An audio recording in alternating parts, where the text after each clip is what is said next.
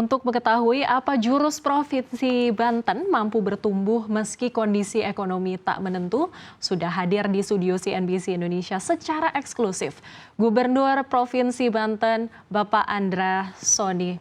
Halo Pak Andra, Halo, apa kabar? Alhamdulillah baik.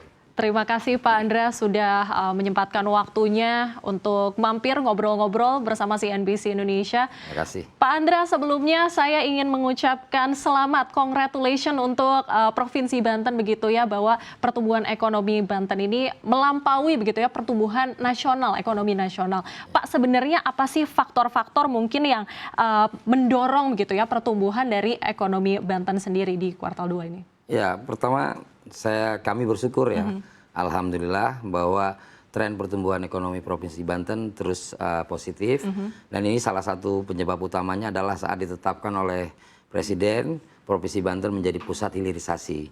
Karena memang di kami memang tumbuh sejak beberapa tahun terakhir itu industri hulu ya terkait dengan petrokimia dan metal.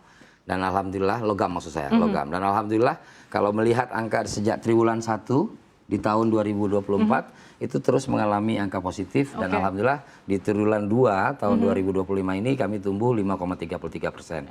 Pendukung utamanya adalah tentu dari industri konstruksi dan kemudian pengolahan dan sebagainya. Dan ini merupakan berkah yang kami dapatkan sebagai provinsi yang berbatasan langsung dengan pusat perekonomian nasional. Jadi kebijakan-kebijakan Bapak Presiden soal hilirisasi, kebijakan Bapak Presiden soal pembangunan tol di tempat kami itu mempengaruhi pertumbuhan ekonomi kami. Oke, mungkin boleh diceritain Pak, apa sih mungkin proyek-proyek infrastruktur pendorong begitu ya, yang bisa mendorong pertumbuhan ekonomi Banten ini kalau kita lihat ini selalu naik begitu ya Pak ya? Ya, pertama yang sekarang sedang berlangsung adalah pembangunan Jalan Tol Serang Panimbang. Jalan Tol Serang Panimbang ini adalah lanjutan yang telah dibangun sebelumnya. Ini ada masuk ke sesi 2 dan 3. Dan mudah-mudahan di akhir tahun 2026 ini selesai. Dan ini adalah proyek nasional PSN. Manfaat kepada kami tentu akan terbuka pertumbuhan ekonomi baru atau wilayah pertumbuhan ekonomi baru. Dan berikutnya juga yang kami rasakan adalah bagaimana program-program Bapak Presiden terkait dengan makan bergizi gratis dan sebagainya itu mempengaruhi pergerakan ekonomi di bawah. Dan itu dimanfaatkan, kita manfaatkan oleh masyarakat kita. Dan kemudian juga dengan target pemerintah pusat kepada kami, pertumbuhan realisasi investasi sebesar 119 triliun, dan alhamdulillah Provinsi Banten selalu di posisi kelima secara nasional dalam realisasi investasi. Di semester ini kami telah realisasi investasi telah mencapai 50,8%, hampir 51%, dan dalam rupiahnya itu sekitar 60 triliun. Dan itu tentu mempengaruhi pertumbuhan ekonomi di Provinsi Banten. Pengangguran juga perlahan-lahan kami adalah peringkat pertama sebelumnya, pengangguran terbuka tertinggi, dan sekarang perlahan-lahan kami sudah ada di peringkat ke-6, dan tentu ini belum bisa disebut sebagai prestasi. Ini adalah upaya-upaya yang dilakukan oleh pemerintah pusat, dan kemudian kami melakukannya, menindaklanjutinya supaya menjadi bagian agregat penting dari pertumbuhan ekonomi nasional. Oke Pak Andra, berarti bisa dibilang juga ya bahwa proyek-proyek nasional ini menjadi salah satu yang paling besar sebenarnya untuk mendongkrak begitu ya pertumbuhan ekonomi dari Banten sendiri begitu ya Pak ya? Bisa saya katakan begitu karena memang kan angka nilai ekonomisnya kan juga besar ya. Proyek-proyek nasional ini bisa menjadi pengungkit atau penggerak daripada ekonomi daerah. Nah, hal-hal yang kami lakukan, APBD tentu juga menjadi instrumen penting juga dalam menggerakkan ekonomi di daerah. Dan kemudian kolaborasi kami dengan kabupaten kota, karena Provinsi Banten ada 4 kota dan 4 kabupaten, industri perumahan, pemukiman tumbuh di wilayah Tangerang Raya, dan kemudian kita sedang mengembangkan industri pariwisata dan juga industri agro di wilayah selatan, supaya pertumbuhan ekonomi kita semakin baik seiring dengan pertumbuhan ekonomi nasional. Oke Pak, kalau ngomongin tentang pertumbuhan ekonomi begitu ya yang semakin naik, kita masuk ke investasi mungkin ya Pak ya. Kita ke slide selanjutnya mungkin ya Pak ya. Nah, terkait dengan realisasi investasi Provinsi Banten begitu hingga semester 1 tahun 2025 ini sudah berapa sih sebenarnya Pak Andra yang terrealisasi? Ya, di semester ini sudah terrealisasi hampir 61 ya, hampir 61 triliun dari 119, sekian triliun yang menjadi target investasi di Provinsi Banten. Beberapa tahun terakhir trennya realisasinya itu selalu mencapai di atas angka 100 triliun dan kami punya optimis ini akan terrealisasi. Ya, ini akan terrealisasi. Oke, jadi ini nilai realisasi investasinya hampir 61 triliun ya Di Pak semester ya? ini. Di semester Ya, ini semester aja ini, gitu ya. ya Pak ya. Oke, mungkin sektor apa nih yang banyak diminati begitu Pak? Masih ya, oleh masih para menjadi investor? andalan itu adalah perumahan, kawasan industri dan perkantoran. Karena apa? Kayak tadi kami berbatasan langsung dengan Jakarta itu membawa dampak positif terkait dengan realisasi investasi. Dan perlu kita jadikan perhatian juga bahwa saat ini industri yang masuk ke Banten itu banyak industri padat karya. Salah satunya adalah industri kimia dan farmasi. Ini adanya di wilayah Cilegon ya, wilayah Cilegon. Kalau di wilayah Tangerang Raya yang paling besar itu adalah perumahan dan kawasan industri. Oke, berarti kalau misalnya di Kabupaten Tangerang ini kan kita lihat realisasi investasinya ini terbesar. Apakah ini dari perumahan dan kawasan industri aja apa gimana Pak? Ya salah satunya perumahan. Saya boleh sampaikan mengenai ada perumahan BSD, ya Alam Sutra yang besar-besar ya. Kemudian pengembangan dari situ dan tentu kawasan-kawasan industri baru yang dibangun di wilayah. Oke, terkait dengan investasi perumahan gitu Pak. Bapak kan tadi bilang mungkin di Kabupaten Tangerang ini kan sangat banyak begitu ya investasinya itu terbesar di sana. Bagaimana dengan kota kabupaten lainnya itu? Apakah akan digenjot juga Pak? Tangerang Raya atau Tangerang Raya, Kabupaten Tangerang, Kota Tangerang, Kota Tangerang Selatan, itu salah satu yang menjadi andalannya adalah perumahan kawasan industri serta perkantoran. Nah, kalau untuk Kabupaten Serang hampir sama, tapi dalam skala lebih kecil. Tapi melihat urutannya urutan nomor 2 itu ada karena faktor infrastruktur yang tersedia. Ya kita punya jalan tol panjang dari Merak ke Tangerang, dari Tangerang ke Merak, itu mempengaruhi minat investor untuk menanamkan modal atau merealisasikan investasinya di wilayah Banten. Nah, kita sedang punya PR yaitu bagaimana mengangkat Kabupaten Pandeglang, Kabupaten Serang, Kota Serang, dan kemudian Kabupaten Lebak. Kita punya potensi di sana, potensi wisata, kemudian juga potensi pertanian yang ini sesuai dengan Astacita Bapak Prabowo, Astacita ke-6 kita akan mulai membangun dari bawah, membangun dari desa. Ini yang sedang kita lakukan. Apa yang kita lakukan sekarang? Pertama adalah kita berusaha mempertipis mempertipis jarak ya, mempertipis disparitas pembangunan infrastruktur antara selatan dan utara. Selatan itu adalah Kabupaten Pandeglang, Kabupaten Lebak. Ini lebih dari separuh Provinsi Banten itu ada di Kabupaten Serang, Kabupaten Lebak dan Kabupaten Pandeglang. Nah, ini yang sedang kita lakukan. Pemerintah provinsi berusaha untuk membangun kolaborasi dengan pemerintah kabupaten kota ini untuk bagaimana kita mempercepat pertama layanan infrastruktur agar investasi bisa masuk ke wilayah Kabupaten Pandeglang dan Kabupaten Lebak. Oke, Pak Andra, mungkin kita bisa bergeser selanjutnya begitu ya Pak ya. Mungkin salah satu instruksi dari Presiden Prabowo Subianto itu adalah juga membangun lapangan pekerjaan begitu Pak ya. Selanjutnya nih Pak, terkait dengan hal ini sudah sejauh mana nih realisasi penyerapan lapangan pekerjaan sejauh ini kan ekonominya sudah tumbuh begitu, bagaimana investasinya juga sudah tumbuh. Dengan adanya realisasi investasi yang besar, tentu dampaknya adalah penyerapan tenaga kerja. Dari 110 ribu lebih serapan tenaga kerja di semester 1 tahun 2025 ini berdampak turunnya angka pengangguran terbuka di Provinsi Banten. Dan kemudian dari 110 ribu tersebut 99% merupakan tenaga kerja lokal, bukan tenaga kerja asing. Dan ini hal-hal yang positifnya. Lokal yang saya maksud di sini adalah tenaga kerja warga negara Indonesia. Nah, kemudian nanti kami akan lebih berupaya mengembangkan sumber daya manusia kita. Salah satunya dengan program Link and Match untuk SMK kita, sekolah menengah kejuruan kita.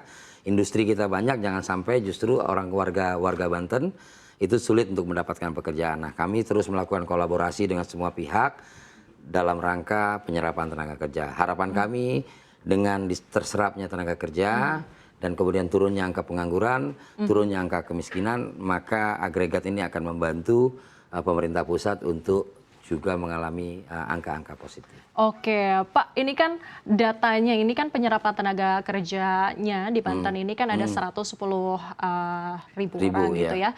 Nih dari lokalnya saja ini ada 109 ribuan. Ya. Ini kan TKA-nya walaupun ini kecil ada 1.144 ya Pak Andra. Ya. Ini kalau boleh tahu ini di sektor mana saja Pak? Ya, ini kan tenaga-tenaga investasi asing yang masuk ke Indonesia tentu memerlukan operator-operator yang sudah berpengalaman dan mereka punya keyakinan bahwa tenaga itu bisa membantu percepatan industri di Banten khususnya, sehingga 1.144 itu adalah tenaga ahli daripada para investor.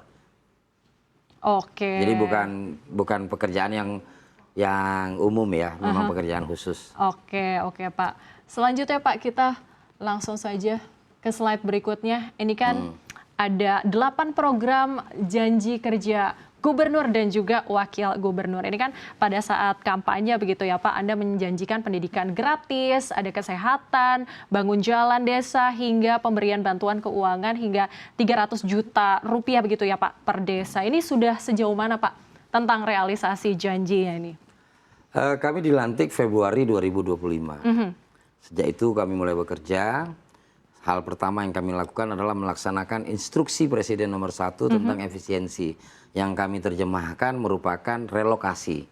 Nah, anggaran-anggaran yang tadinya yang telah dianggarkan, berdasarkan impres tersebut kami lakukan penyisiran dan kemudian merelokasi anggaran-anggaran yang kami anggap tidak sesuai dengan visi misi Presiden, visi misi kepala daerah. Maka alhamdulillah dengan penyisiran tersebut, dengan impres tersebut, kami bisa melaksanakan pertama adalah Banten Cerdas. Oke. Ya, Banten Cerdas ini adalah sekolah gratis untuk SMA, SMK, dan SKH swasta yang ada di Provinsi Banten. Belum lama ini kita baru saja menjalankan yang namanya sistem penerimaan murid baru, ya, pengganti dari penerimaan peserta didik baru yang berdasarkan zonasi berubah menjadi berdasarkan domisili. Nah, alhamdulillah kami tahun ini telah melaksanakan sekolah gratis untuk swasta, sehingga jumlah sekolah kami yang sangat terbatas, sehingga 220.000 lulusan SMP tahun ini, alhamdulillah 76.000 hampir 80.000 tertampung di sekolah negeri kami. Dan kemudian 80.000 lagi itu tertampung di sekolah swasta yang bekerja sama dengan pemerintah Provinsi Banten, dibiayai oleh pemerintah Provinsi Banten berupa program sekolah gratis. Sehingga ada 160.000 yang sekolah di sekolah negeri dan kemudian sekolah di sekolah swasta yang bekerja sama dengan pemerintah Provinsi Banten. Sisanya tentu ini adalah keluarga-keluarga yang berpunya, alhamdulillah berpunya, dan mereka bisa memilih secara mandiri mau bersekolah di sekolah swasta manapun. Nah, itu program setelah jalan di tahun ini. Kemudian Banten Sehat, kami telah membuka 2 rumah sakit yang berada di wilayah terluar Provinsi Banten, yaitu rumah sakit di Kecamatan Cilograng yang berbatasan langsung dengan Sukabumi, dan kemudian rumah sakit Labuan. Ya. 2 rumah sakit ini telah beroperasional, namun tentu masih belum cukup untuk bisa melayani masyarakat dengan luas wilayah seluas Banten, maka kami juga menjalankan program mobile clinic berbasis telemedicine. Ya, mobile clinic berbasis telemedicine, sehingga kita bisa menyasar warga kita yang berada di wilayah terluar, ya, wilayah terpencil dan sebagainya. Dan tentu kami juga berusaha untuk bisa menyukseskan cek kesehatan gratis. Saat ini kami telah melakukan 412.000 warga yang telah melakukan cek kesehatan gratis. Ditambah lagi belum lama ada launching untuk anak-anak sekolah. Dan kami punya keyakinan insya Allah kami akan support semaksimal mungkin, karena ini penting supaya kita bisa memetakan permasalahan kesehatan masyarakat sehingga kebijakan kita nanti bisa sesuai dengan apa yang dibutuhkan masyarakat. Kemudian terkait dengan Banten Bagus. Sesuai dengan cita Bapak Prabowo tentang membangun dari desa, kami punya program namanya Bang Andra. Bang Andra itu adalah bangun jalan desa sejahtera. Dengan membangun jalan desa, insya Allah warganya akan sejahtera. Dengan membangun jalan desa, insya Allah akan produktif warganya. Maka kami melakukan intervensi membangun jalan desa yang merupakan kewenangan dari desa. Alhamdulillah, kami telah membangun kurang lebih sekitar 45 km jalan desa di awal kepemimpinan kami. Dan kami telah memasukkan ke dalam rencana pembangunan jangka menengah daerah kami terkait dengan salah satunya adalah infrastruktur jalan transportasi, sumber daya air, dan hunian layak bagi warga Banten. Kemudian Banten Kuat. Banten Kuat adalah zona ekonomi baru. Alhamdulillah kami diberikan dibuka jalan tol baru di tempat kami yaitu Serang Panimbang. Dan kami akan memaksimalkan tanggung jawab yaitu untuk membuka daerah pertumbuhan ekonomi baru di wilayah yang dilintasi oleh tol tersebut, khususnya di wilayah pintu-pintu tolnya. Dan itu akan menjadi pusat pertumbuhan ekonomi baru, dan kemudian juga warga yang akan berwisata itu bisa lebih cepat sampai, atau kita bisa lebih cepat untuk mengakses ujung kulon, ya, mengakses pantai yang indah di Banten itu melalui program Banten Kuat. Kemudian Banten Indah tentu kami akan mengembangkan potensi wisata yang ada di Banten, wisata alam, wisata